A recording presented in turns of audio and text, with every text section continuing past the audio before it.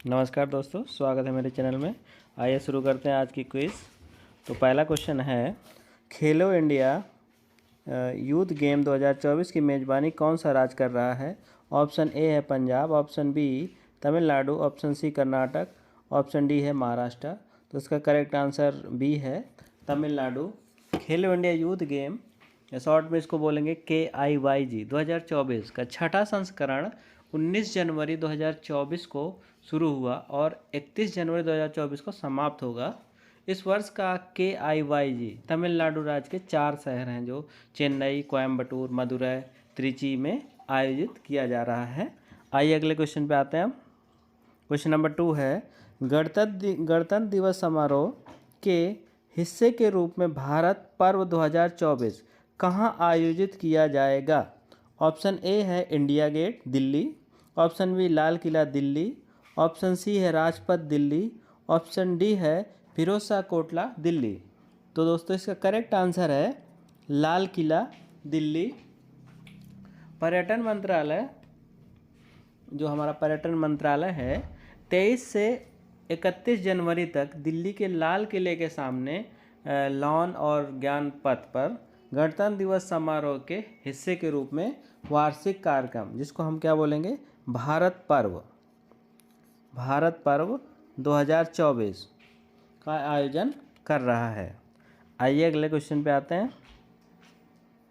Question number 3 है, नए दिशा निर्देशों के अनुसार कोचिंग सेंटरों में नामांकन के लिए छात्रों की न्यूनतम आयु क्या है? ऑप्शन ए है 14 वर्ष, ऑप्शन बी 15 वर्ष, ऑप्शन सी है 16 वर्ष, ऑप्शन डी है 18 वर्ष। तो दोस्तों इसका करेक्ट आंसर है ऑप्शन सी 16 वर्ष, जो कि ये अभी हाल ही में केंद्र सरकार द्वारा ये नियम निकाला गया है। उसके तहत 16 वर्ष कम से कम उम्र होनी चाहिए। अगले क्वेश्चन पे आते हैं। ब्रिटेन ने हाल ही में किस उत्पाद पर कर समाप्त कर दिया है? ऑप्शन ए है मोबाइल फ़ोन, ऑप्शन बी है सैनिटरी प्रोडक्ट, ऑप्शन सी है लैपटॉप, ऑप्शन डी है पैरासीटामोल टेबलेट। तो दोस्तों इसका करेक्ट आंसर बी है सैनिटरी प्रोडक्ट। ऑप्शन बी इसका करेक्ट है सैनिटरी प्रोडक्ट। इस पे ब्रिटेन की जो सरकार है, ब्रिटेन ने उस पर कर समाप्त कर दिया है, उत्पाद कर। और इन करों को टैम्पोन टैक्स कहा जाता था। उसको क्या कहा था, मैं दोबारा रिपीट कर देता हूँ, टैम्पोन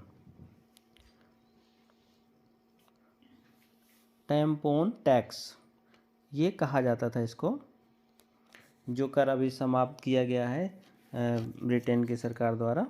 अगले क्वेश्चन पे आते हैं।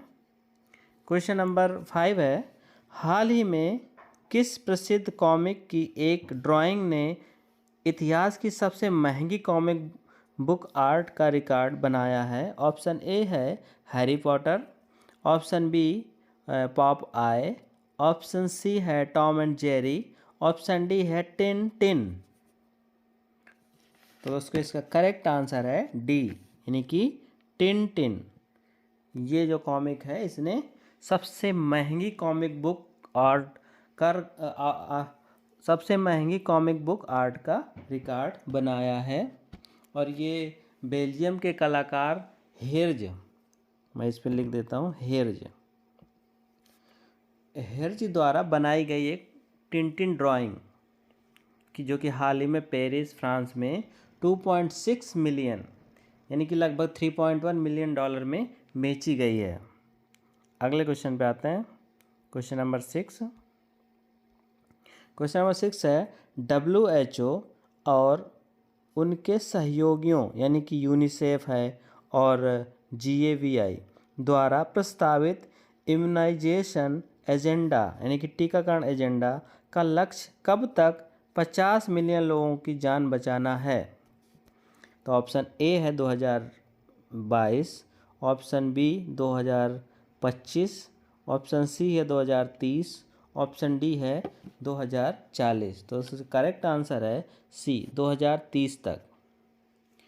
जो विश्व स्वास्थ्य संगठन है WHO और उसके सहयोगी हैं यूनिसेफ है और GAVI, जो एक नई वैश्विक टीकाकरण रणनीति बनाए हैं जिसका नाम है इम्यूनाइजेशन एजेंडा 2030 निर्धारित किया गया, यानी कि 2030 तक इस एजेंडा का जो मुख्य बिंदु है कि 50 मिलियन लोगों की जान बचाना है।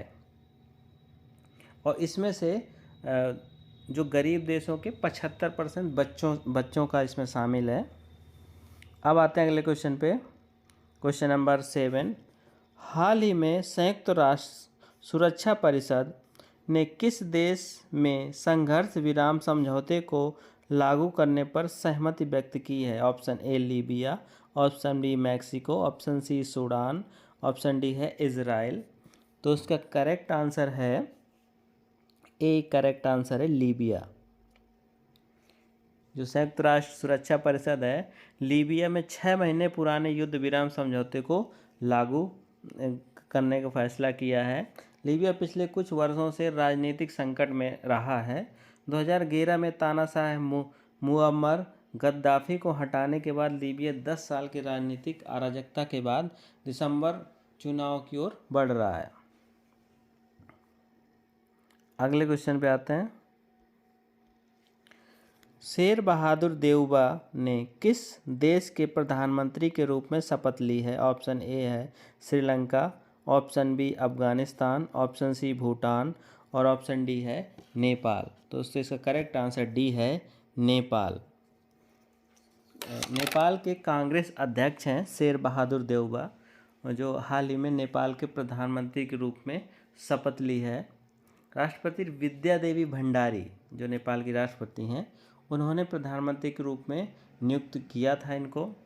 हाल ही में नेपाल के सर्वोच्च न्यायालय के 5 सदस्यीय संवैधानिक समूह ने फैसला सुनाया कि पूर्व पीएम केपी शर्मा ओली का प्रधानमंत्री के रूप में दावा असंवैधानिक है और इसलिए इनको, जो शेर बहादुर देउबा हैं, इनको पीएम के रूप में पदभार ग्रहण करने के लिए नियुक्त किया गया है।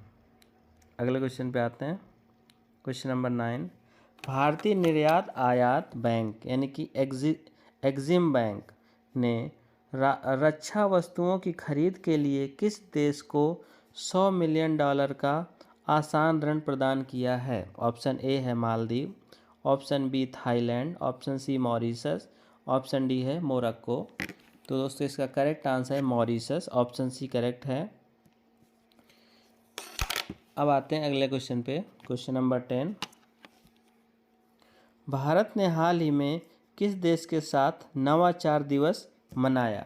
ऑप्शन ए है स्वीडन, ऑप्शन बी है Finland, option C Denmark, option D है जर्मनी। दोस्तों करेक्ट आंसर है स्वीडन। तो दोस्तों आज की क्विज यहीं समाप्त होती है और अगर आपको ये वीडियो पसंद आया हो तो लाइक कीजिएगा, शेयर कीजिएगा और जिन लोगों ने पहले ना ये वीडियो देखा हो तो सब्सक्राइब ज़रूर कर लीजिएगा। डेली क्विज आएगी आपको शाम में इसी टाइम लगभग। तो धन्यवाद दोस्तों, नमस्कार।